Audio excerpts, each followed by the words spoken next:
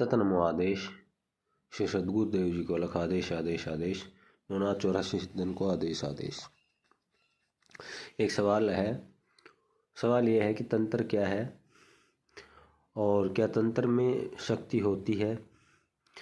क्या तंत्र के द्वारा किसी कार्य को अंजाम दिया जा सकता है या किसी कार्य को किया जा सकता है क्या? पहले तो तंत्र के ऊपर गौर कर लें। पहले भी मैंने बताया है और फिर से बताया जा रहा है। तंत्र जो है, दो शब्द हैं इसमें, तन और त्रय। तंत्र का शाब्दिक अर्थ क्या है? शक्ति का वह विस्तार जिसकी कोई सीमा ही ना हो, ज्ञान का वह विस्तार जिसकी कोई सीमा ही ना हो।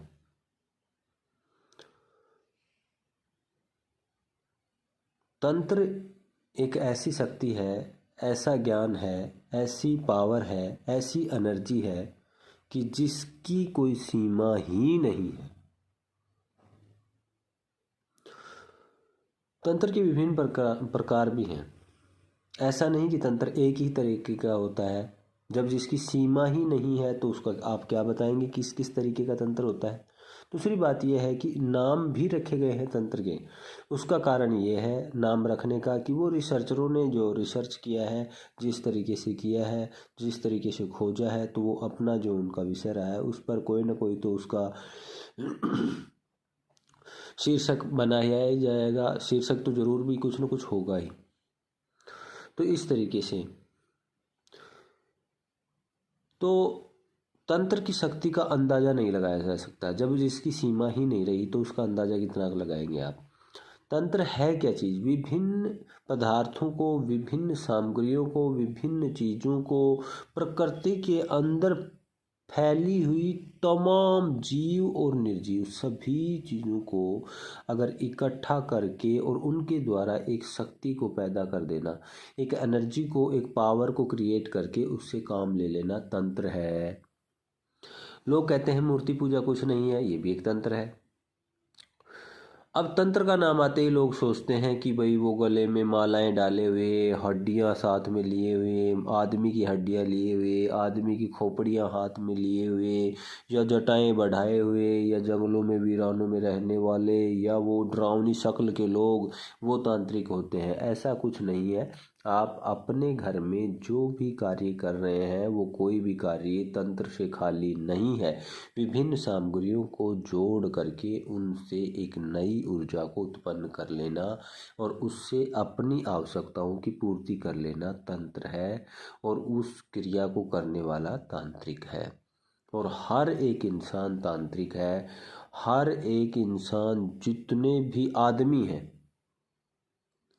जो भी आदमी है इस दुनिया में, जिसने आदमी से पैदा होकर के आदमी बनाया, वो सब तांत्रिक है। टोटल कोई भी ऐसा नहीं जो तांत्रिक नहीं। अगर आपने घर में चाय बनाई है तो विभिन्न सामग्रियों को इकट्ठा करके एक ऐसी चीज़ बना ली है जिसको पी करके आप एक एनर्जी महसूस करते हैं। जो खाना आप रोटी बना रहे हैं, आप विभिन्न प्रकार की मिष्ठान पैदा कर रहे हैं, जो आप बना रहे हैं उनको अजीब वो गरीब ढंग से तैयार करते हैं जो कभी किसी ने सोचा भी नहीं होगा, और उससे आप एक खुशी, उससे एक आनंद, उससे आप एक ताकत, एक शक्ति प्राप्त करते हैं। ये तंत्र है। बिजली जो पैदा की गई, विभिन्न चीज़ों को जोड़ करके किस तरीके से ऊर्जा बना करके कैसे काम ले रहे हैं, तंत्र के द्वारा यंत्र को चलाया जाता है। विभिन्न दवाइयाँ जो हैं, विभिन्न जो दवाइयाँ हैं, प्रकृति के अंदर बहुत सारे केमिकल या बहुत सारी जड़ी बूटियाँ, उनको इकट्ठा करके किस तरीके से उन्हें घोट करके, पीस करके, शोध करके, उनका शोधन करके, उनकी मात्राएं निश्चित करके डाल करके हम कैसे बीमारियों का इलाज कर लेते हैं, ये तंत्र है। तो कोई भी व्यक्ति ये कहे कि फला तांत्रिक है तो वो खुद ही बेचारा मूर्ख है। उसे खुद को खुद का ज्ञान नहीं कि तू भी तांत्रिक है। इस दुनिया में कोई भी ऐसा व्यक्ति नहीं जो तांत्रिक नहीं है। सभी तांत्रिक हैं। बस समझने की बात है। तंत्र से खाली कुछ भी नहीं है। और तंत्र का अर्थ शाब्दिक अगर निकालें तो वो तन और त्रय। तन का अर्थ है विशाल और त्रय का जिसकी कोई सीमाएं नहीं। तन तन्ना है, जानना है, पाना है और इतना पाना कि जिसकी कोई सीमा ही नहीं। वो ज्ञान जिसकी कोई सीमा नहीं, वो शक्ति जिसकी कोई सीमा ही नहीं। ठीक है ना। तो ये है तंत्र। तो तंत्र क्या है? तंत्र वो पावर है जो आदमी को इंसान बना देती है। तंत्र वो पावर है जो बीमारों को, रोगियों को निरोग कर देती है। तंत्र वो पावर है कि जो बिगड़ जाए तो निरोगी को रोगी बना देती है। उल्टा भी हो जाता है और सीधा भी हो जाता है। तो ये भी है कि तंत्र करने वाले को बहुत सोच समझ भी। खाना बनाती है घर में माता, बहन, बेटी, पत्नी, तो जब वो खाना बना रही है उसमें अगर तंत्र में थोड़ी सी गड़बड़ हुई और नमक ज़्यादा डल गया, स्वाद खराब। नमक नहीं डला, स्वाद खराब। चाय में चीनी ज़्यादा डल गई, स्वाद खराब। अगर चीनी नहीं डली, स्वाद खराब।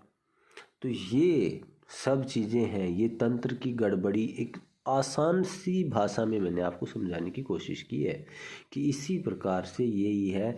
रही बात, ऐसे ही आध्यात्मिक सिस्टम में भी तंत्र है जो आत्मा को परमात्मा से मिलाने के लिए, उस एनर्जी से जोड़ने के लिए और उस पार ब्रह्म, परम पुरुष, उस शिव जहाँ से तमाम कलाएं निकलती हैं, उससे जोड़ने का सबसे आसान और सरल अगर तरीका है तो वो तंत्र।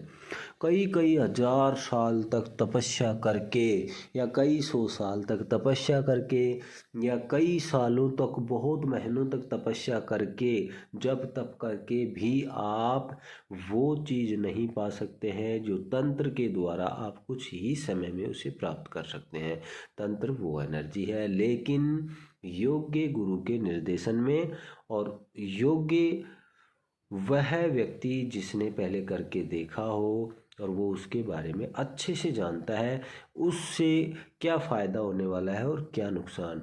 उसमें थोड़ी सी भी अगर कोई गलती होती है तो उसका कितना बड़ा खामियाजा भुगतना पड़ेगा और उसमें सावधानियाँ क्या क्या चाहिए और क्या नहीं, ये सभी विचारणीय बातें हैं। तो ऐसा भी नहीं है कि किसी को कह दिया या कोई भी कह रहा है मैं ये कर दूंगा। थोड़ी सी गलती बहुत बड़ा नुकसान है। मेडिसिन में अगर हम ले लें, कोई थोड़ी सी चूक हुई और डॉक्टर ने गलत मेडिसिन दी और आदमी डेड, यानी तंत्र को यूज करना नहीं आया उसे। दवाई जो बनाई जा रही है उसमें थोड़ी मात्रा ऊपर नीचे या कोई इधर उधर हो गया तो वो तंत्र में क्या होगा, बहुत बड़ा नुकसान हो सकता है। पारा अगर हम खाएं सीधा तो हमें मार देगा, और उसे शोधन करके, शुद्ध करके अगर उसे दवाइयों में डाला जाता है तो वो बड़े बड़ी बीमारियों का इलाज बन जाता है। जहर को अगर हम सीधा खाएं तो वो हमारे को मौत के घाट उतार देगा, लेकिन अगर उसका शोधन करके खाया जाए तो बॉडी के अंदर फैली हुई बीमारियों से हमें निजात दिलवा देगा। तो ये है तंत्र। तो तंत्र क्या है? तांत्रिकों से डरने की या तांत्रिकों का नाम सुन कर के भागने की या अपने आप को खौफ ज़दा करने की कोई ज़रूरत नहीं है। तुम सब जितने भी लोग इस दुनिया में हो, जितने भी इस सृष्टि में आदमी है, वो सब तांत्रिक है, कोई भी ऐसा नहीं। बस बात यह है कौन किस लाइन का है, ये सोचने की बात है, खुद को जानने की बात है। आदेश आदेश।